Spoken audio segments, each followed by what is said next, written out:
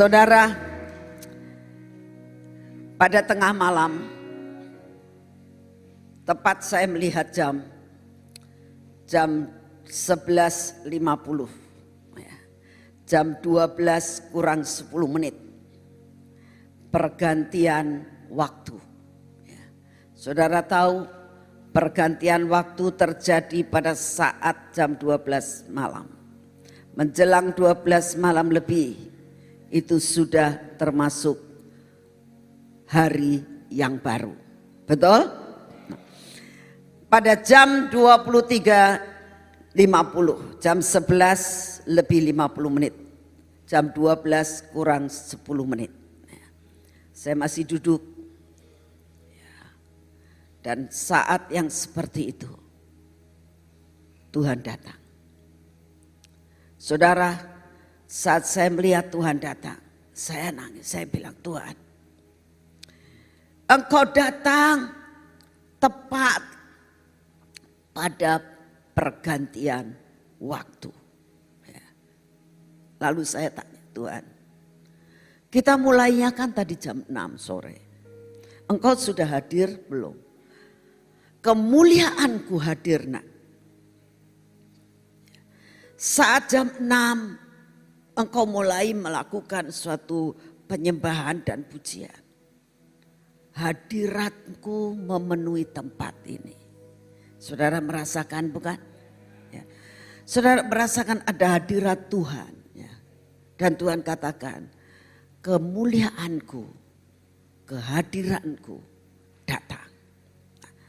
Lalu saya mulai berpikir, saudara, apa beda antara hadirat Tuhan dengan kehadiran Tuhan? Kalau hadirat Tuhan, Tuhan ngomong atmosfernya dipenuhi dengan kemuliaan Tuhan. Salah satu kemuliaan Tuhan adalah sesuatu radiasi yang dari Tuhan dicurahkan. Dan itu terjadi saat penyembahan dan pujian dimulai jam 6 tadi. Jam 6 sore. Dan itu terus berjalan. Tuhan katakan begini, nak, aku senang sekali waktu Tuhan datang jam 11 lebih 50 menit. Nah, saya tanya, Tuhan, waktu jam 12 kurang 10 menit, itu hadiratmu masih ada enggak? Tetap ada. Tapi pribadiku datang mengunjungi saudara dan saya. Saudara yang saat itu bisa tangkap pasti merasakan. Tuhan katakan begini, Tuhan itu senang sekalipun ada yang ngantuk. Tuhan ngomong begitu. Saudara, Tuhan katakan, aku senang, nak. Engkau lakukan ini setiap bulan, itu aku suka. Sekalipun banyak yang ngantuk juga, gak apa-apa. Gak apa-apa. Tapi mereka tidur dalam lingkupan hadiratku. Berbeda, saudara. Saudara tidur di rumah dengan saudara tidur di tempat ini.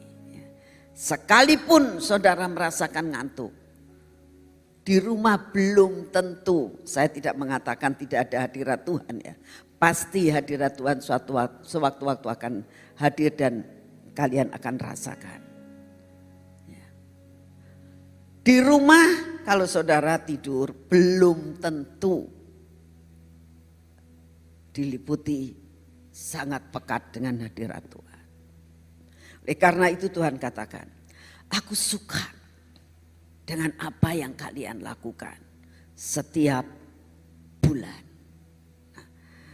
Lalu Tuhan katakan begini, saat ini engkau akan sudah mulai melihat, jikalau itu suatu tanaman, Tuhan katakan, dan banyak sekali Tuhan bicara. Sampai selesai saya masuk ke kamar, Tuhan bicara lagi untuk hari ini. Sampai sekitar jam 2 lebih ya. Terus Tuhan katakan kamu istirahat sebentar. Saya bersyukur karena begitu saya beristirahat itu langsung saya nggak tahu kemana. Ya. Dan jam 4 kurang 10 menit Tuhan udah bangunin saya. Ya. Terus Tuhan mulai banyak bicara lagi. Ya. Pesan-pesan apa yang harus disampaikan. Sampai dengan jam 5. Ya. Saya bilang Tuhan saya pengen istirahat sebentar aja. Boleh. Saya begitu baru aja rasanya meletakkan kepala saya. Ya. Bekernya sudah bunyi lagi. Ya. Langsung saya bangun dan siap-siap. Saudara, dan saya rasakan, ya saudara saya mau sampaikan ini kepada saudara. Ya. Kalau saudara menyambut hari ini, tanpa sesuatu, aduh mesti harus bangun dan aku mesti latihan ya. Aduh aku mesti bangun dan ini tugas hari ini. Itu sudah kurang nilainya di hadapan Tuhan. Ya. Jadi kalau saudara pas momen yang seperti ini. Ya, lalu saudara yang bertugas maupun saudara di tempat ini. Kalau ada hatimu yang merasakan. Aduh masih ngantuk. Poinmu kurang kata Tuhan. Sekalipun Tuhan suka, sangat suka. Dan sangat mengerti. Saudara, dan saat saya tadi yang saya kembali kepada yang Tuhan bicara tadi. Tuhan mengatakan ini. Bagaikan sebuah pohon yang kamu tanam. Engkau memulai pada bulan Januari itu adalah engkau menanam benih. Saudara tahu bahwa pujian penyembahan ya, untuk kita berdiri buat bangsa kita dan buat membangun kehidupan rohani kita. Itu dimulai pada bulan Januari. Betul? Betul? Betul? Ya. Mungkin saudara akan mengatakan, saya dari Januari sampai sekarang sudah 9 kali Bu. Saudara akan mengatakan, wah saya baru 8 kali, wah saya baru 7 kali. Bahkan mungkin saya baru pertama kali loh hari ini. Tapi Tuhan katakan, sejak Januari itu Tuhan berikan benih unggul Tuhan katakan. Nah, benih itu ditanam di tempat ini selama 9 bulan ini. Tuhan katakan ada percepatan terjadi. Sudah jadi pohon, bukan tunas lagi. Sudah jadi pohon dan pohon itu sudah berbunga. Saat ini pohon yang ditanam ini ya. Ini sudah mulai berbunga. Apa yang harus dilakukan? Saudara, sebuah pohon kalau itu sudah mulai berbunga, kita harus jaga baik-baik. Kalau sampai ada badai, hujan keras, itu bunga bisa apa? Pintar semuanya. Ya, pintar semuanya. Jadi perlu dijaga. Karena pohon itu sudah mulai berbunga. Sebentar lagi bunga itu akan menjadi apa? Nah, buah itu akan masak dan bisa jadi saat ini Tuhan katakan, kamu belum bisa menikmati semuanya itu bisa kamu rasakan. Tapi kamu bisa menikmati pada saat engkau melihat pertumbuhan. Saudara, saya teringat akan di sekolah si Caleb pulang dengan membawa satu tempat ada biji kacang hijau. Ya. Dia bilang, Oma mau disuruh bawa itu botol aqua yang dipotong. Terus suruh bawa kapas ya, saya bilang gitu. Kok Oma tahu? Ya mamah kamu dulu juga seperti itu, saya bilang gitu. Terus akhirnya dia bilang, Oma ini bijinya. Ya biji, dia bilang gitu. Untuk apa ini? Saya bilang, kamu taruh aja. Taruhnya di kamar mandi yang dingin, saya bilang gitu. Besok kamu lihat. Besok lagi kamu lihat. Ada suatu pertumbuhan yang sangat cepat kalau kacang hijau itu dibandingkan dengan biji-biji yang lain. Saat dia lihat, besok pagi-pagi bangun tidur dia nanya, Oma boleh dilihat? Lihat, loh kok pecah ya? Iya. Nah, baru pecah. Besok kamu lihat lagi. Kata Miss suruh nyiram, ya disiramin jangan banyak-banyak. Dipelihara, disiram. Nah, sesudah itu besoknya sudah bertunas. Besoknya lagi sudah mulai tinggi. Besoknya lagi tinggi-tinggi dan dia bilang gini, kok kayak jadi pohon ya? Iya. Nah, saudara, itu yang terjadi selama 9 bulan. Nah, apakah ini anak sudah bisa menikmati? Sudah. Memang tidak menikmati dimakan. Tapi dia bisa menikmati dengan pertumbuhan itu ada kebanggaan. Wow, ternyata berhasil ya. Nah, demikian juga dalam hidupmu. Tuhan katakan, nah ini mulai pertumbuhan terjadi. Ya. Selama 9 bulan ini sampai sudah berbunga.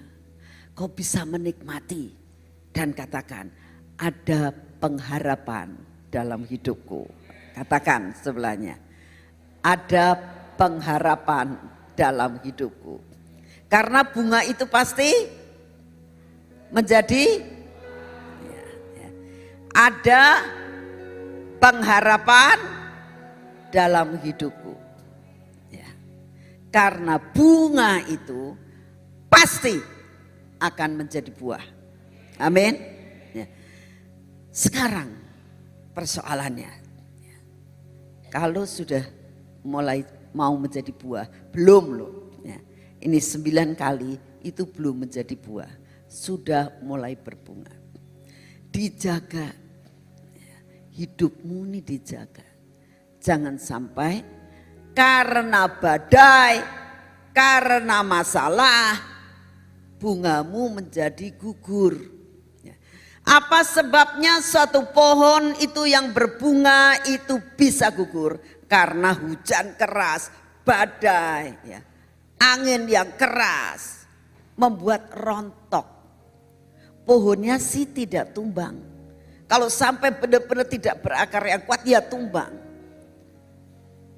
Tapi bukan sampai tumbang, tapi rontok. Ya. Gak jadi buah, gak bisa dinikmati. Demikian juga sampai dengan Desember, Oktober, November, Desember. Berapa bulan? 3 bulan. Tuhan katakan, jaga sekalipun ada badai dalam hidupmu. Sekalipun ada hujan, sekalipun ada masalah dalam hidupmu. Dalam perjalananmu saat ini, tetap jaga, jangan sampai bunga itu rontok. Amin, amin. Itu yang saya lihat dan itu yang Tuhan beritahukan kepada saya. Nah, saya melihat lagi Tuhan itu jalan-jalan antara pergantian waktu. Mulai saya lihat itu turun dari atas. Terus turun ke bawah, terus mulai menghampiri saudara. Yang tidur, yang ngantuk, yang masih melek semuanya. Itu semuanya Tuhan hampiri.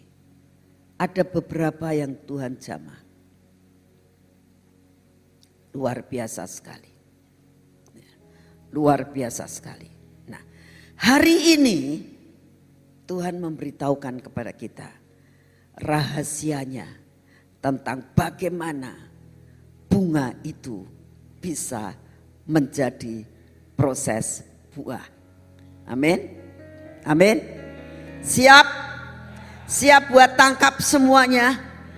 Bagaimana kita harus menjaga, bagaimana kita menata hati kita sampai apapun yang Tuhan izinkan terjadi, tetap bunga itu bertumbuh, berkembang sampai menjadi buah. Amin. Amin. Nah, saudara, kita tahu bahwa tahun ini dan tahun-tahun yang ada di hadapan kita mungkin bisa 5 sampai 7 tahun lagi itu Indonesia akan mengalami masa lawatan dan penuaian. Amin. Ya. Indonesia akan mengalami lawatan dan penuaian. Katakan sebelahnya, Indonesia akan mengalami lawatan dan penuaian. Ya, itu pasti terjadi. Itu pasti terjadi. Nah, lawatan dan penuaian itu bukan hanya sekedar ya, untuk Indonesia dalam bidang apa? Dalam bidang apapun. Baik lawatan dan penuaian jiwa-jiwa maupun lawatan dan penuaian secara daging. Saudara, orang mengatakan prediksinya bagaimana keadaan ekonomi Indonesia dan sebagainya. Tapi Tuhan katakan, jaga bunga itu pasti jadi buah. Amin. Sekalipun banyak hal yang akan terjadi, ya, seperti yang kita dengar kemarin di Poso, ya. Poso di Palu, ya. Kita tahu baru saja kejadian di Lombok, betul? Sudah pindah ke Palu. Palu itu Sulawesi, betul? Saya sedih karena apa? Sulawesi adalah adopsi daripada pulau untuk Sion. Sulawesi itu adopsinya Sion. Jadi kalau saat ini terjadi, saya sedih. Keponakan saya tinggal di Palu. Kemarin saya WA, baru tadi malam, tengah malam dia baru bales. Dia bilang, Kim, sorry ya Kim. Dia bilang, gak ada sinyal, putus-putus. Karena gempa terus menerus. Saya bilang, keadaan di sana bagaimana, keadaan keluargamu bagaimana? Dia bilang, kami pada saat itu kita lagi kumpul-kumpul arisan, kata dia.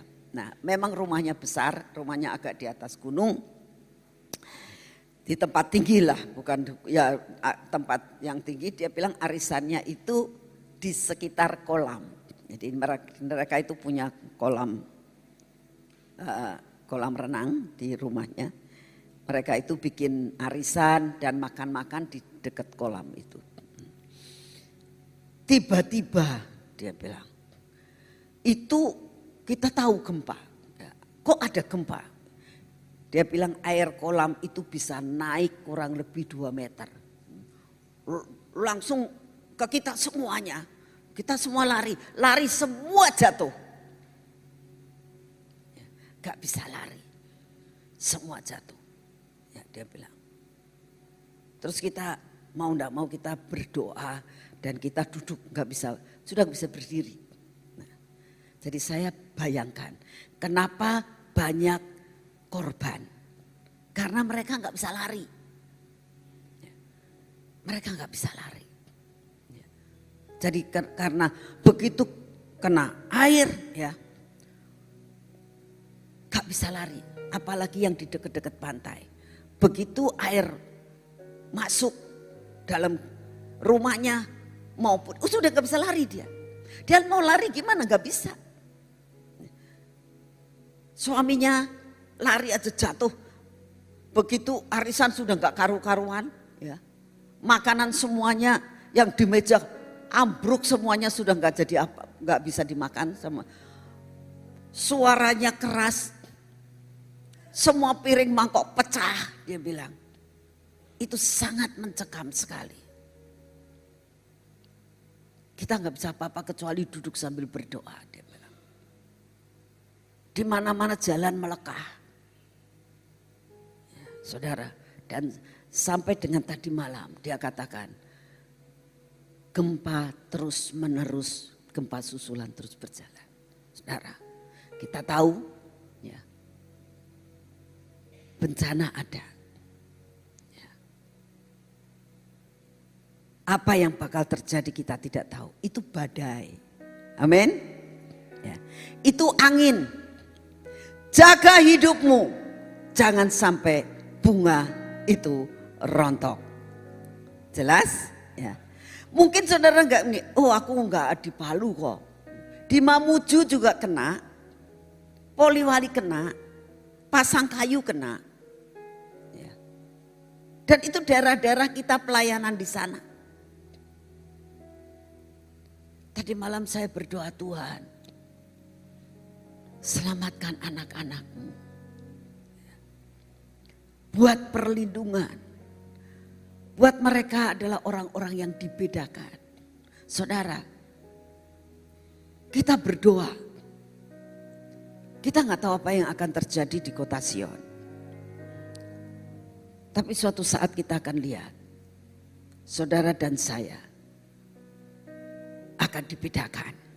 Amin. Nah, oleh karena itu hari ini ya, ada sesuatu rahasia dari janji Tuhan itu supaya kita bertahan sampai yang dikatakan bunga terus berkembang sampai menjadi buah. Buah itu masak, buah itu dapat saudara dan saya nikmati. Amin. Sekalipun ya banyak yang terjadi seperti yang kita dengar terjadi di Palu dan daerah Sulawesi. Tapi satu perkara, saudara dan saya menghadapi apapun, kita akan tetap lawatan dan tuayan terjadi, masih ada harapan ya, untuk apa yang Tuhan janjikan. Amin. Apa yang diperlukan? Saudara yang percaya, mulai saat ini omongin hidupmu.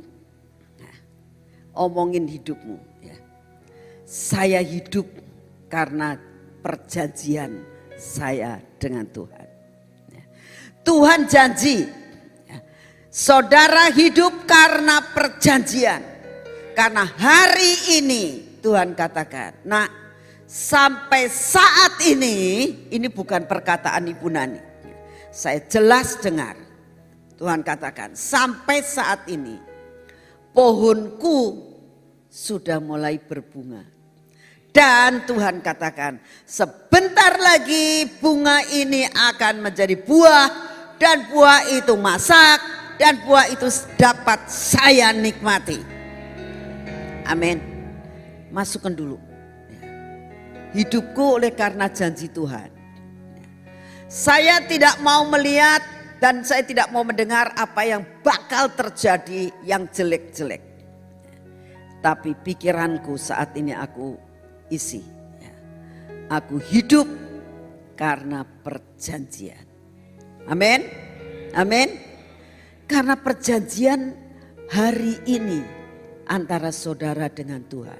Nah, pujian tadi mengatakan I believe, saya percaya Tuhan, saya percaya. Itu harus dimasukkan terus dalam pikiran sampai ke jiwa kita, ya, sampai ke hati kita.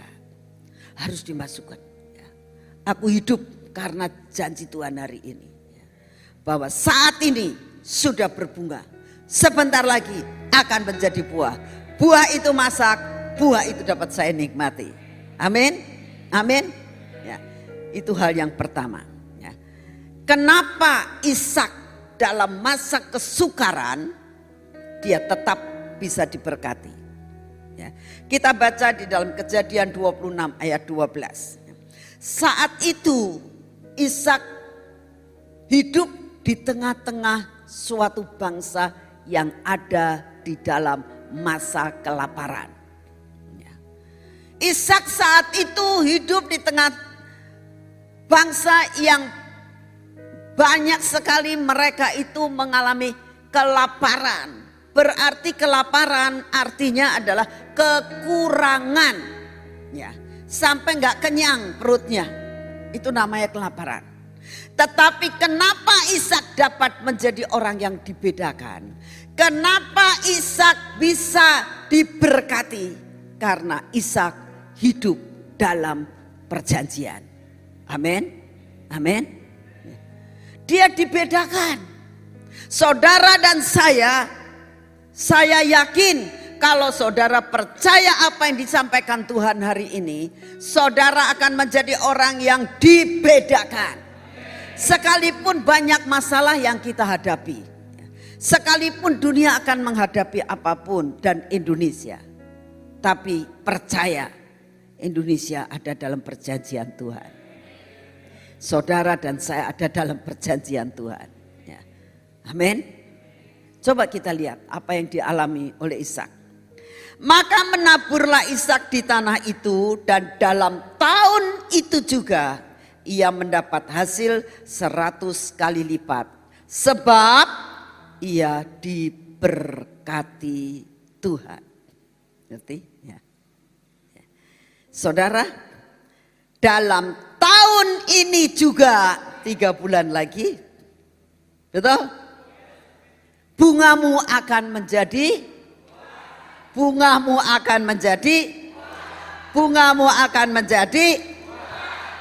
terjadi seperti yang kamu mau. Dalam jangka waktu 3 bulan, September, Oktober, November, Desember. Karena Tuhan katakan, dalam tahun itu juga waktu Ishak menabur, langsung tahun itu juga terjadi 100 kali ganda. Saudara dengar baik-baik ya. Firman ini bukan firman yang sembarangan. Saya rasakan setiap kali kita doa 24 jam. Banyak hal yang Tuhan berikan kepada saya. Dan saya ingin sampaikan ini kepada saudara. Supaya saudara bisa tangkap, saudara bisa mengalami, dan saudara bisa menikmati. Amin, amin. Ya, ini yang pertama. Ya, saudara omongin hidupmu. Aku hidup karena perjanjian, terutama perjanjian yang saya dapat hari ini, bahwa pohonku ini sudah mulai berbunga. Sebentar lagi pohonku akan berbuah. Dan buah itu akan masak, dan buah itu akan dapat aku nikmati. Ya, itu hidup dalam perjanjian. Amin. Itu yang pertama ya. Bagaimana kita bisa membuat bunga itu menjadi buah. Amin. Ya. Yang kedua, jangan ini saya sebetulnya pengen tak kasih PowerPoint, tapi waktunya nggak ada. Karena dapatnya ini baru tadi jam 4 pagi. Ya, jadi nggak memungkinkan saya nyuruh anak multi untuk membuat. Ya. Dicatat saja. Yang kedua, jangan memakai rumus pribadi. Ya. Jangan memakai rumus pribadi. Apa maksudnya? Rumus pribadi itu apa? Rumus pribadi adalah begini. Hidup kita itu kepengennya kadang-kadang tidak ada roh penguasaan diri. Contoh, pas lapar, di sini ada makanan yang kamu suka, ya. Tanpa berpikir ini makanan racun atau tidak di dalamnya. Ya. Tapi karena kamu lapar dan ini adalah makanan yang paling kamu suka, tanpa berpikir panjang, kamu ambil langsung kamu lep aja. Kadang-kadang sampai nggak bisa nikmati enaknya apa, tapi yang penting wah sudah ambil lagi, ambil lagi. Nah itu namanya melakukan segala sesuatu, ya, memakai rumus sendiri. Saudara tahu rumus? Hah? Rumus itu kalau 1 tambah 1 itu sama dengan 2. Itu sudah tidak bisa disangka lagi. Itu sudah rumusnya. Ya. Tapi matematikanya Tuhan tidak begitu. 2 tambah 5 tidak 7, tapi 5.000. Nah inilah, makanya saya bilang jangan pakai rumusnya kita sendiri. Karena rumus kita itu sudah menjadi patokan. Tapi pakailah rumusnya Tuhan. Amin. Rumusnya Tuhan itu apa? Nah, untuk menjaga bunga ini kamu tetap menjadi buah. Bisa menjadi buah. Jangan pakai rumusnya kita. Tapi pakai rumusnya Tuhan. Rumus kita itu kurang penguasaan diri. Kalau ada apa-apa matanya sudah berbingar-bingar, ya langsung diambil. Tapi rumus Tuhan tidak begitu.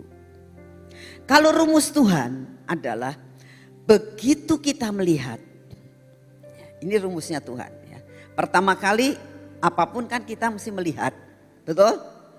Ada masalah apapun, ada proyek apapun yang ditawarkan sama kita, ada pelayanan apapun yang ditawarkan sama kita, awal pertama kita melihat dan mendengar, betul?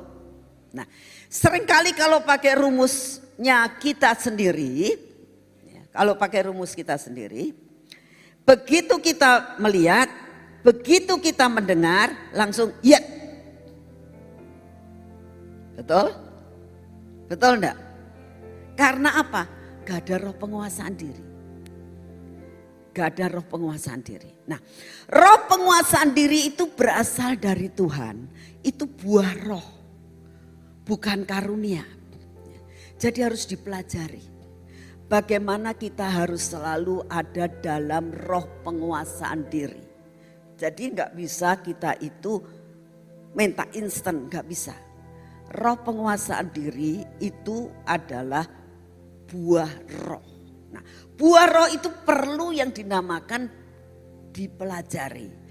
Aduh, saya sudah begini tapi jatuh lagi. Enggak apa-apa, belajar lagi. Jatuh lagi, enggak apa-apa, belajar lagi. Jatuh lagi, enggak apa-apa, belajar lagi. Kalau engkau kurang dapat menguasai diri, ya, sering jatuh, enggak apa-apa, belajar lagi dan belajar lagi. Ya. Rumus Tuhan itu harus ada 2, yaitu hikmat dan bijak. Ya, itu rumusnya Tuhan. Kita itu dengan bijak dan dengan hikmat, artinya begini. Pada saat kita mendengar sesuatu, ya, dengarin ya. Pada saat kalian ini mendengar sesuatu, melihat sesuatu, pertama kali setelah mendengar, melihat, masuk kemana? Pikiran kita, bukan? Ya. Dari pikiran jangan bertindak dulu. Kalau bertindak itu rumusnya manusia. Rumus pribadi. Dari semua yang kita dengar, dari semua yang kita sudah lihat, masuk ke pikiran kita. Dari pikiran jangan bertindak, melompati yang dinamakan masuk ke dalam jiwa kita dulu. Ya. Nah, itu semua problem, semua proyek, semua janji Tuhan, semua apa yang ditawarkan untuk saudara dan saya, semua masalah yang kita hadapi, itu pertama kali kan kita dengar dan melihat, masuk otak kita, jangan terburu-buru, masukkan ke dalam jiwa dulu. Ya. Itu namanya hikmat dan bijak. Sesudah kamu ini masukkan di dalam jiwamu, ya, harus ada roh penguasaan diri. Ya. Jangan bertindak dulu. Caranya bagaimana, Bu? Persembahkan itu di hadapan Tuhan. Tuhan, ini ada tugas nih. Ini ada pelayanan. Ini ada proyek. Apa yang engkau mau? Nah, lalu saudara katakan, lah kalau kayak Ibu Nani sih enak. Kalau saya kadang nggak bisa dengar suara Tuhan, jadi gimana? Nunggu-nunggu nanti kelewat. Dijalanin nanti nggak bisa. Salah. Apa yang harus dilakukan? Saudara tahu, di dalam dirimu itu ada Roh Kudus, betul? Roh Kudus itu roh penolong, bukan roh yang merongrong saudara. Roh Kudus yang ada di dalam dirimu, itulah yang mengontrol hidupmu. Caranya bagaimana, Bu? Nih ya caranya. Kalau kamu ini mulai mendapatkan sesuatu dan mulai hatimu bergelora, ini bergelora ya. Bergelora itu namanya mengebu-ngebu, stop dulu. Itu namanya kamu gak netral, bahaya banget. Jangan cepat sabar, ya, jangan cepat sabar. Kalau firman harus disabar, amin. Ya, firman harus disabar. Semua yang ditawarkan untuk saudara dan saya perlu jangan disabar dulu. Ya. Kalau mulai bergelora, bersemangat ya, jangan lakukan. Saudara teringat akan bangsa Israel ya, pada waktu mereka mau mengalahkan kota Ai, namanya kota Ai. Ya. Bangsa Israel sudah menang berkali-kali terus menerus. Nah, suatu saat mau mengalahkan kota Ai. Mereka bilang, Musa, gak perlu banyak-banyak. Kota yang begitu besar aja kita bisa naklukkan kok. Ini kotanya kecil. Gak perlu banyak-banyak. Kita mau nyerang. Gak perlu banyak-banyak. Cukup dengan beberapa ratus tentara saja. Dan apa yang terjadi? Mereka merasakan, mengecilkan segala sesuatu. Ya. Semua masalah, begitu dia lihat. Ya. Begitu dia lihat, tidak pakai pertimbangan. Sudah mengambil keputusan dan action. Sudah mulai bertindak. Apa yang terjadi? Kalah. Betul? Kalau saudara baca di dalam kitab Keluaran kita lihat. Kalah. Kenapa kok bisa kalah ya? Kenapa Tuhan izinkan hal ini terjadi? Iya. Karena apa? Tidak memakai suatu pertimbangan dari Tuhan. Begitu mendengar, begitu melihat langsung action. Kalau itu mereka tanya sama Tuhan, ya, pasti Tuhan akan memberitahukan. Nah, sekarang kembali kepada saudara tadi misalnya bertanya, kalau saya bagaimana? Nah, begitu kamu didorong untuk melakukan sesuatu yang sangat mengebu-ngebu, stop dulu. Stop dulu. Nah, sesudah itu duduk diam di bawah kaki Tuhan. Tenangkan diri. Sampai engkau bisa mendengar bahwa ada sesuatu yang damai sejahtera ada di dalam dirimu. Nah, saat damai sejahtera itu mulai ada, saudara tahu ini yang Tuhan mau. Baru kamu lakukan dengan persiapan yang matang. Ya. Kita akan belajar. Kita akan belajar bagaimana cara Daud dalam menghadapi Goliat.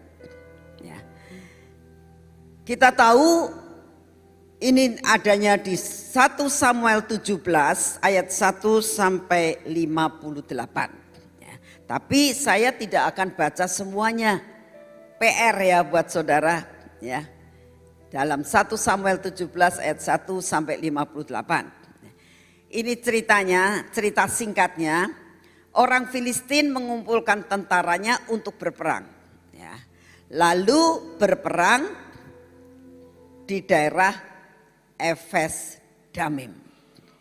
Ya, dikatakan Dalam ayat 1 dikatakan mereka berkemah antara Soho dan Aseka di Efes Damim.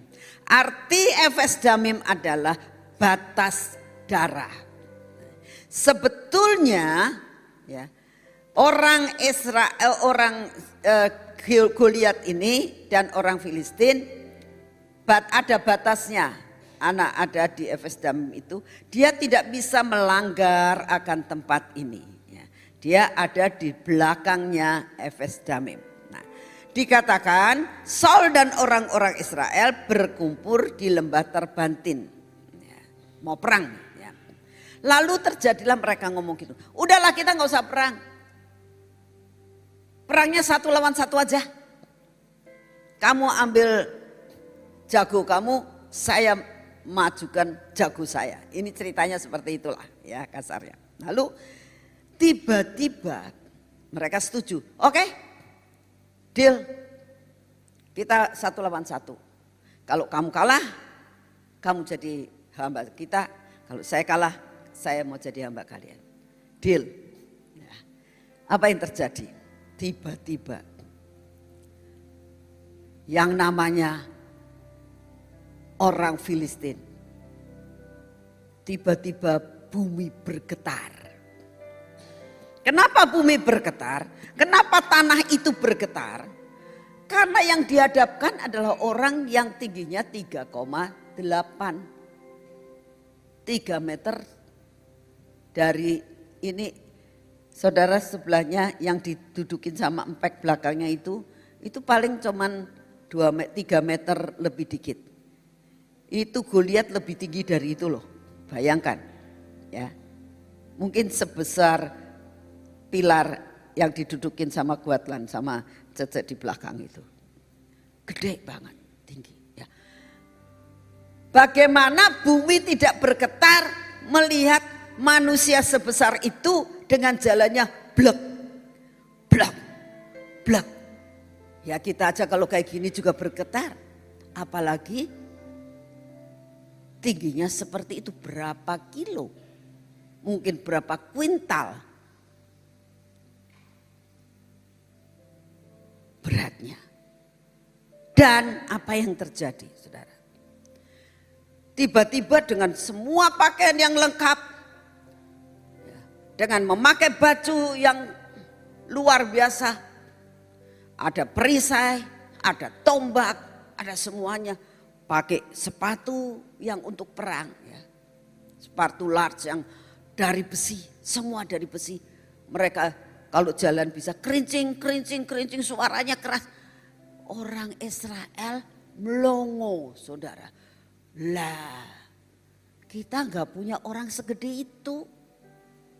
Sekalipun Saul dikatakan, Saul adalah orang yang cakep, orang yang tinggi, bahkan dikatakan mulai dari pundak sampai ke atas lebih tinggi daripada orang Israel umumnya. Tapi gak bisa segede jagonya dia. Ini jagonya luar biasa. Saudara, dengan apa yang dia lakukan itu, dia sudah bingung. Gak ada yang berani. Apalagi pada saat mereka berteriak-teriak, mana jagomu? Keluarkan. Mana pahlawanmu? Keluarkan. Wah, orang Israel sudah tunduk, semua sudah takut. Ketakutan. Saudara, ini gambaran daripada hidup kalian. Ya, awas, tadi kita sedang memikirkan bahwa saudara pohon ini sudah mulai berbunga, hampir berbuah ya. Nah, ini masalahnya. Masalah yang kalian hadapi adalah Goliat. Tujuannya mau apa? Menghancurkan. Ya, menghancurkan bunga itu jangan jadi buah. Ingat ya, ada Goliatnya. Mungkin Goliat itu apa? Masalahnya banyak yang kalian hadapi. Ya. Sampai menjadi kalian ngomong begini, wah kayaknya gak ada harapan. Ya. Orang Israel mengatakan kayaknya nggak ada harapan ini, udah nggak ada harapan. Sudah saya takut, tapi mau menyerah. Perjanjiannya kan harus 1 lawan 1. 1 lawan 1-nya belum, otomatis mereka belum bisa.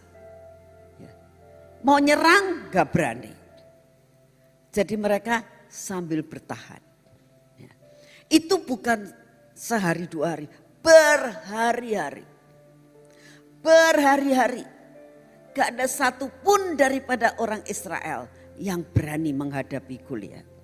Semua diam. Semua gak berani. Ngukur diri. Gak bisalah aku. Gak kuatlah aku. Nah, saudara, dalam menghadapi apapun mungkin saudara akan mengatakan, aduh aku gak kuat nih, aku gak bisa ini. Kayaknya bungaku akan rontok ini kalau sudah kayak begini. Tapi satu perkara, belajar seperti Daud. Amin. Yuk kita baca dari yang pertama. Ya. Dikatakan apa yang harus kita lakukan. Sebentar ya. Poin yang pertama.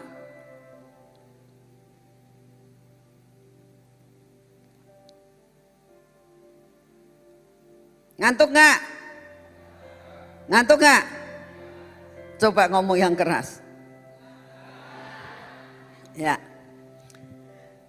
Apa yang dialami oleh Daud? Ya, kita baca di dalam 2 Samuel 17 ayat 23. Ya. Daud sedang disuruh pergi ke sana. Tujuannya bukan untuk ngelawan Goliat. Ya. Ceritanya ya. Daud disuruh untuk mengantar makanan kepada kakaknya. Ya kan, saudara lihat dan sudah baca semua. Tujuannya bukan buat perang dia. Sesampai di sana, tiba-tiba dia mendengar. Ya.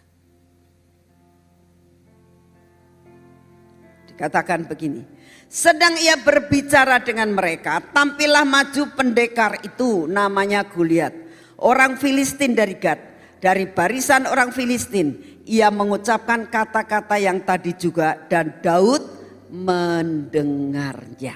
Ya. Teriaknya keras, nggak pakai speaker lagi, ya.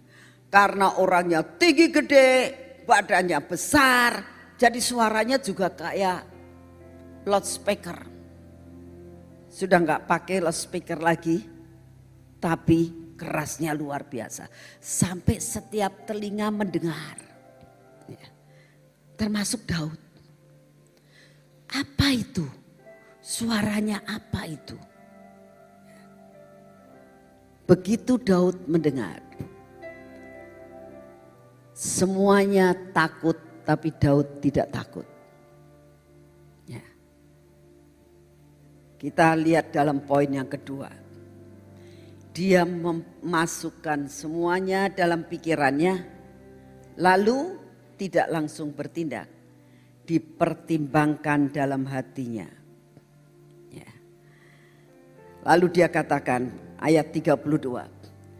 Berkatalah Daud kepada Saul. Janganlah seseorang menjadi tawar hati karena dia. Hambamu ini akan pergi melawan orang Filistin itu. Kenapa dia berani? Kenapa dia sampai punya keberanian seperti itu? Karena saat itu, pada saat dia diurapi oleh Samuel, roh Allah turun atas hidupnya. Sehingga dia sejak saat itu dikatakan, roh Tuhan menguasai hidupnya. Dan kemanapun dia pergi, dia diberkati dan menjadi berhasil. Amin. Saudara, saya mau tanya, dalam diri saudara ada roh Tuhan enggak? Ada. Dalam diri saudara ada roh kudus, roh penolong enggak? Nah, jadi saudara dalam menghadapi apapun yang bisa merontokkan akan bungamu, katakan tidak. Ya. Aku hadapi semua bersama dengan Tuhan. Amin. Hadapi aja, hadapi. Jangan lari dari masalah. Itu yang harus dilakukan. Lalu sesudah itu, kalau kita lihat dari firman-Nya, Daud mulai ngadep Saul. Saul ngomong, kamu kecil begini, ya, mungkin gak ada sekakinya loh mungkin. Gak ada sekakinya Goliat, apalagi sepinggangnya, mungkin cuma sekakinya. Mungkin, paling gak sepinggangnya, kurang sedikit. Ya. Saudara, saat Daud dikatakan begitu, dia enggak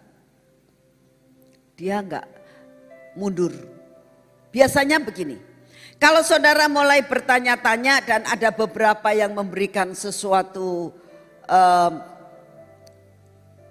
saran-saran, saudara bisa kecut dan iya kepikir-pikir saya juga enggak beranilah. Ya. Jangan bersandar kepada bicara daripada manusia, tapi tetap berpegang kepada Tuhan. Amin. Nah, saudara, saat Daud mendengar dikatakan kamu itu gak pernah punya pengalaman jadi tentara.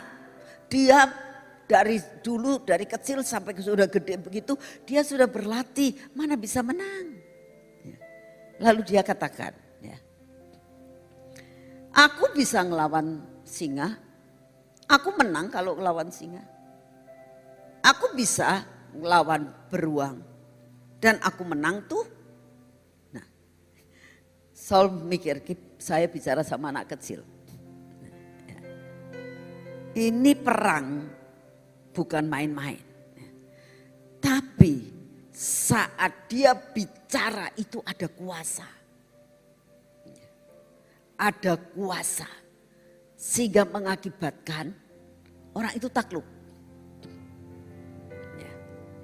Nah, kalau saudara dan saya dalam menghadapi sesuatu strategi, harus pakai strategi, kuasa ilahi pasti bisa mengalahkan.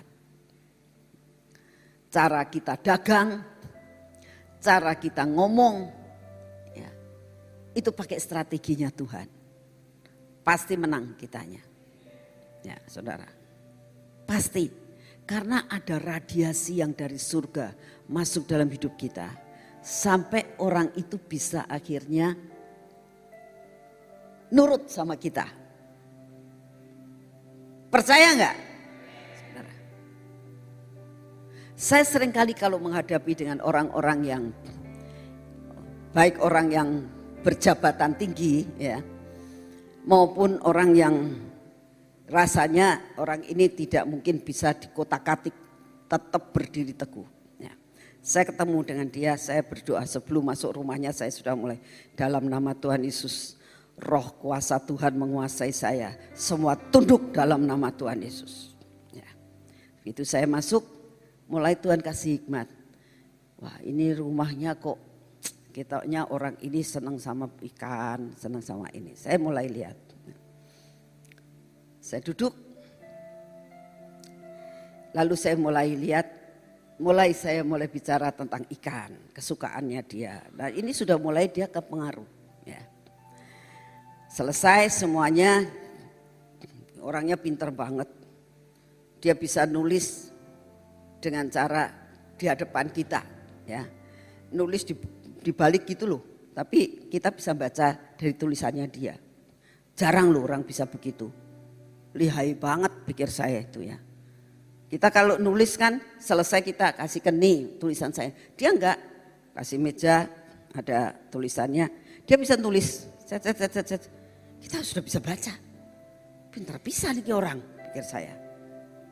Ya saya enggak tahu apakah dia demonstrasi mengatakan aku tuh pintar loh gitu ya, enggak tahu lah. Ya dengan triknya dia. Tapi saya pikir ini orang pintar.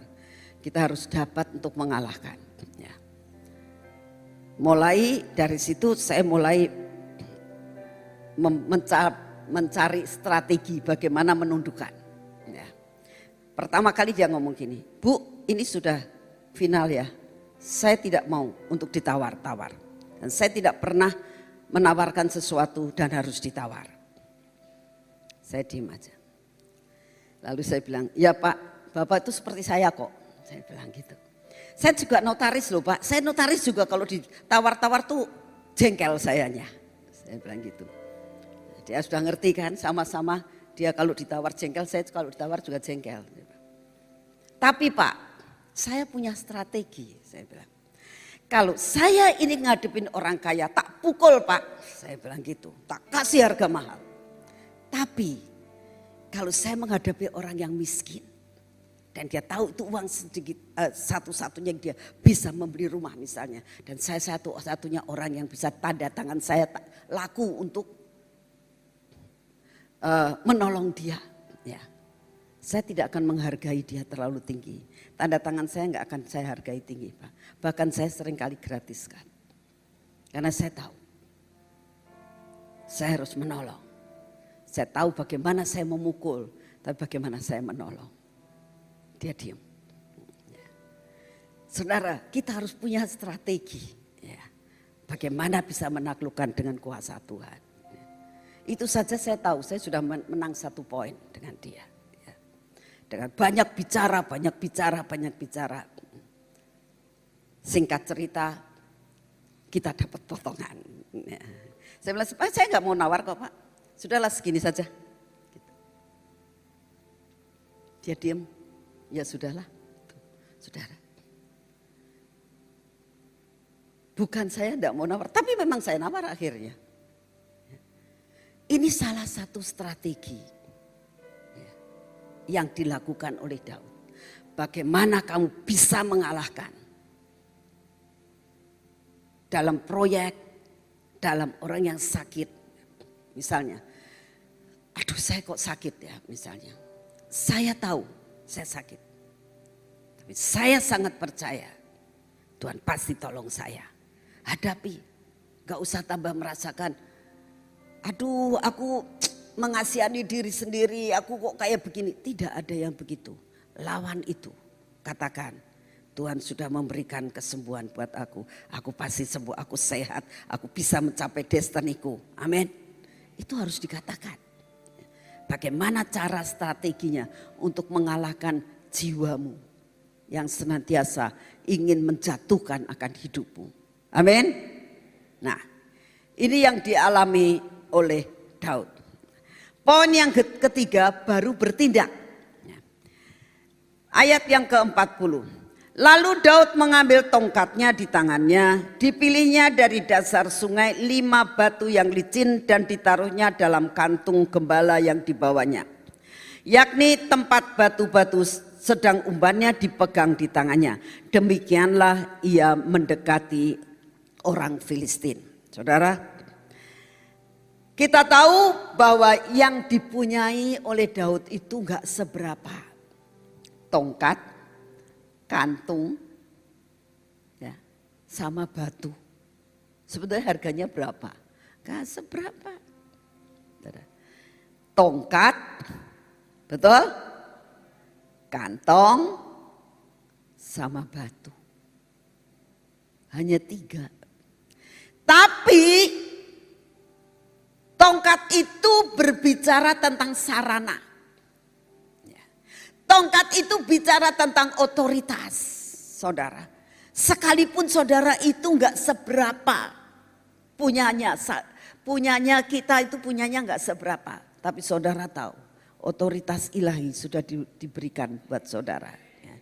Ini otoritas apa? Otoritas di dalam nama Tuhan Yesus. Nama itu nama segala nama, nama yang berkuasa untuk melakukan segala sesuatu. Amin. Percaya enggak? Ya, percaya dulu. Ya. Ada tongkat. Ya. Tongkat itu sarana. Sarana itu segala macam saudara punya. Contoh, seperti Musa. Pada saat mau disuruh Tuhan. Dia katakan gini, Tuhan aku enggak pandai bicara. Enggak apa-apa, kamu enggak pandai bicara. Siapa yang membuat lidah? Kata Tuhan. Ya engkau sih. Aku sanggup gak membuat engkau bicara? Ya. Tapi aku takut. Ya sudah, aku kasih sarana. Itu kokohmu namanya Harun. Bawa dia pandai bicara kok. Sudah begitu. Kadang-kadang ya Tuhan tetap akan pakai sarana. Ada orang-orang yang dipakai Tuhan untuk membantu menyelesaikan semua masalahmu. Amin. Amin. Saudara, saya orangnya tidak banyak bicara. Ya. Saya kalau nggak dimulai terus mulai dikutik-kutik saya nggak akan ngomong. Saya banyak diam. Tanya aja tuh anak-anak yang di rumah. Ya. Saya mungkin bisa 1 hari nggak bicara sama Mbak.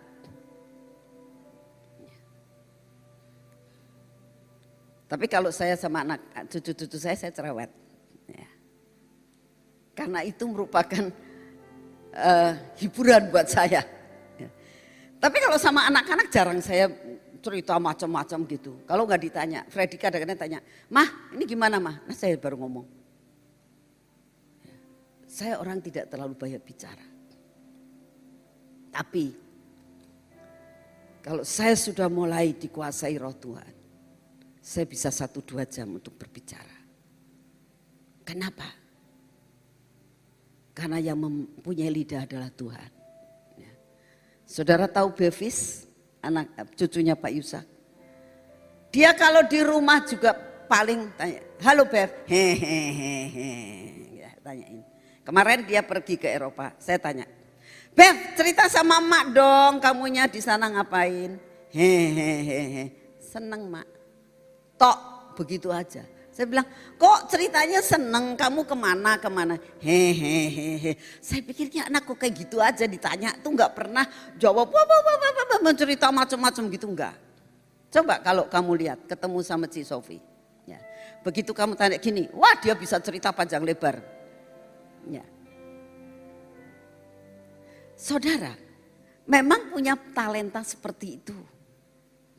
Tapi sekalipun kamu tidak mampu, Tuhan sanggup memampukan kamu. Amin. Siapa yang punya hikmat? Siapa yang bisa mengajar berbicara? Tuhan. Amin. Ya. Itu namanya tongkat. Ada otoritas yang dari atas yang diberikan buat saudara semuanya. Lalu apa? Kantong. Kantong itu wadah. Wadah itu hatimu. Ya. Kamu gak punya apa-apa, tapi kamu bilang sama Tuhan, "Tuhan, aku punya hati yang percaya kepadamu. Sehingga aku percaya bunga itu pasti berbuah." Amin. Bunga itu pasti? Bunga itu pasti? Bunga itu pasti? Ya. Karena kamu punya wadah, kantongmu harus bersih. Hatimu harus tulus di hadapan Tuhan. Ketulusan akan membuat kamu next level. Amin. Ketulusan akan membuat engkau jauh lebih tinggi lagi. Amin. Itulah yang Tuhan mau dalam hidupmu. Ya. Saudara. Lalu yang ketiga dia punya batu 5. Betul? 5 itu angka anugerah, saudara. Ya. Hidup dalam anugerah dan batu itu adalah batu penjuru Yesus Kristus Tuhan. Amin. Hanya karena anugerah Tuhan akan menolong saya sampai bunga itu menjadi buah. Amin. Harus ada ya dalam dirimu ya. Harus kau katakan, "Tuhan, aku punya Engkau. Aku punya Engkau Tuhan. Di dalam anugerah aku bisa melakukan segala perkara." Amin. Nah, sesudah itu apa yang dilakukan Daud?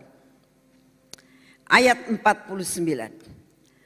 Lalu Daud memasukkan tangannya dalam kantungnya, diambilnya sebuah batu dari dalamnya, diumbarnya Maka kenalah dahi orang Filistin itu sehingga batu itu terbenam ke dalam dahinya dan terjerumuslah ia dengan mukanya ke tanah. Saudara, ini tuh kalau bukan mujizat gak bisa.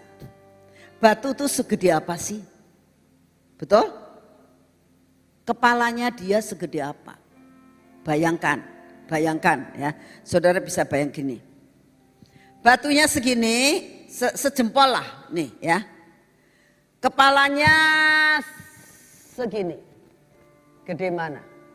Masa ini bisa ngantem, ini bisa jatuh. Bayangkan. Kenapa ini batu bisa masuk? Karena otoritas kuasa Tuhan. Karena batu itu bukan batu sembarangan. Batu itu adalah kuasa Yesus Kristus Tuhan. Amin. Saudara, kita akan bisa menghadapi semuanya itu dan kita akan menang. Ya. Kalau kita memakai batu penjuru Yesus Kristus Tuhan. Ya. Dengan kuasa ilahi, sesuatu hal yang tidak mungkin menjadi mungkin. Nah, hal yang kedua, kenapa Goliat itu bisa dikalahkan? Tadi kita bicara tentang Efes Damim ya. Sebetulnya batasnya itu dia tidak boleh melanggar batas ini. Ya. Harusnya kalau orang mau perang itu gini, ini batasnya ya. Dia di sini, dia tidak boleh maju. Daud pun sama. Ya. Tidak boleh maju. Tapi kalau dia mulai maju kan dikatakan gini, maka orang Filistin itu, Goliat itu mulai melangkah mendekati akan Daud. Dan dia katakan, anjingkah aku? Engkau bawa tongkat. Itu wis panas hati nih. Ya, hati-hati ya. Kalau kau lakukan segala sesuatu dengan panas hati, kamu sudah di luar kontrol. Ngerti? Ya. Jangan sekali-kali ada roh penguasaan diri dalam menghadapi apapun. Jangan sampai jatuh hanya perkara-perkara yang seperti itu. Sampai akhirnya tanpa sadar dia melangkah melewati Efes Damim itu. Garis darah. Begitu dia melangkah, Daud sudah tahu. Daud tidak jalan terus, enggak, dia ngomong lihat. Aku mau lihat sampai dia melanggar. Dia pelan-pelan, langkahnya juga kemungkinan ya. Goliat satu langkah, dia mungkin baru 3 langkah, baru selangkahnya Goliat.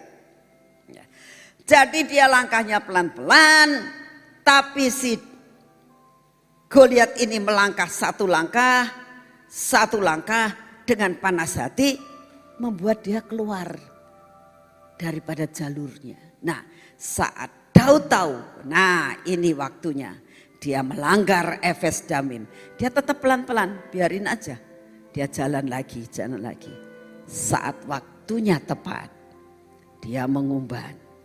Soalnya kalau orang ngumban, saudara, itu kalau tidak dengan jarak yang tepat, gak bakal kena. Terlalu jauh, gak kena. Terlalu dekat, bisa meleset. Butuh ketepatan. Di dalam menghadapi apapun dalam hidupmu, hidup dalam ketepatan. Amin. Itu akan membuat buahmu sampai matang dan kamu bisa menikmati. Amin. Saat ini waktunya kita maju ke depan. Bawa minyak urapan. Karena tadi pagi pada saat jam 4 Tuhan ngomong, nak, urapi mereka supaya mereka ini menerima sesuatu yang baru yang daripadaku. Sampai buah itu matang dan dapat dinikmati. Ya. Maju ke depan.